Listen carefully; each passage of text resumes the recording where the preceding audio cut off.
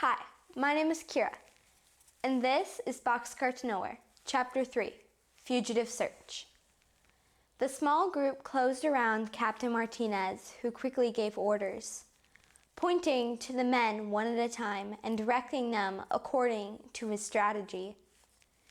2 were paired and assigned to start forward on one side of the long line of boxcars, and 2 were chosen for the other side.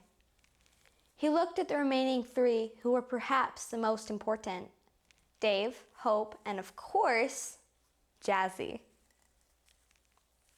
The 3 studied him in turn, silently awaiting his orders.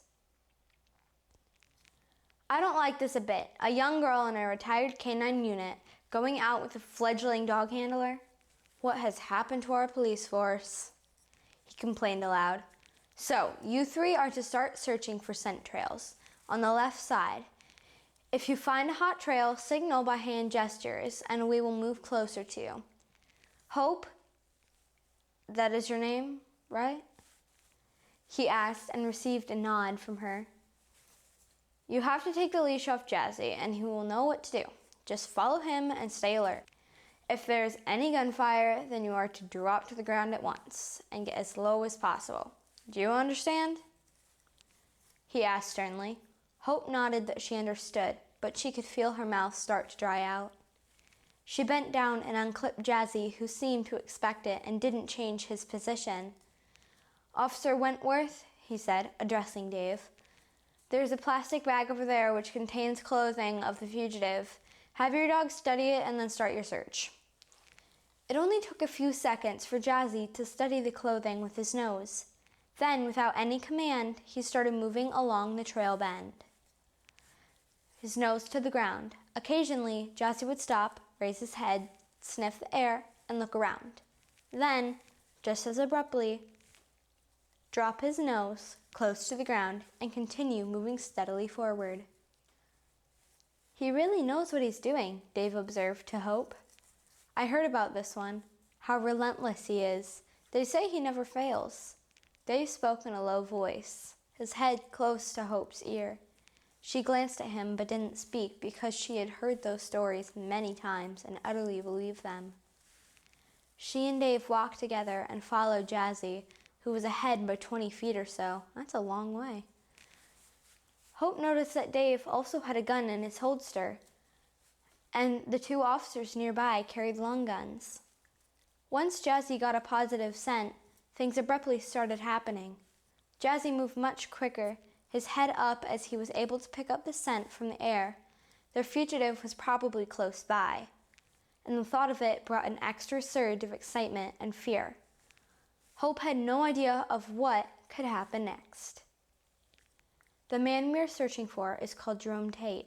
He concealed himself in a garbage truck to get out of the prison last night and was spotted near here early this morning, Dave said, using a low voice.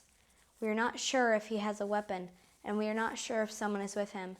If he had help, he may have a gun, so when things start to happen, I want you to back away as far as you can. Do you think he would shoot at us or Jazzy? Hope asked quietly and studied Dave's face. He shrugged. Clearly he didn't know the answer either.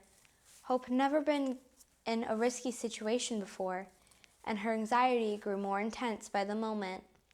She could see Jazzy occasionally look back at her, assuring himself that she was close by and in no danger. Suddenly, Jazzy stopped, his full attention directed at a nearby boxcar. He was staring at the door intently, his ears focused on it as well. Hope could plainly see that the boxcar door was closed. Stay here, Hope, Dave ordered, and started to cautiously move forward, silently drawing his pistol as he approached the door. The other policemen pointed their rifles at the door. One of them called out loudly, using his hand as a megaphone. Tate, we have you covered. Come out now and keep your hands up. The team expectantly waited for a response, but there was none. The boxcar remained silently immobile. The door closed as if it had always been parked harmlessly there.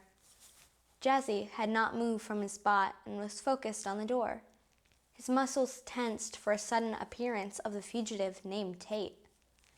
It was obvious that something was about to happen, and Hope started to back away and lowered herself close to the ground. One of the officers suddenly jerked open the big sliding door and stepped aside, just in time to miss being hit by 2 loud gunshots coming from inside the boxcar. There was another noise coming from the boxcar just before Jazzy jumped into the open door and disappeared inside. From her low position, Hope could see the big steel wheels to the other side of the tracks. A pair of human legs appeared on the opposite side and began moving away. Nearly at the same time, she saw Jazzy hit the ground and move rapidly in the same direction. Almost instantly, there were growls mixed with screams and feet and legs of uniformed officers moving in that direction. Then, quiet. The chase was over.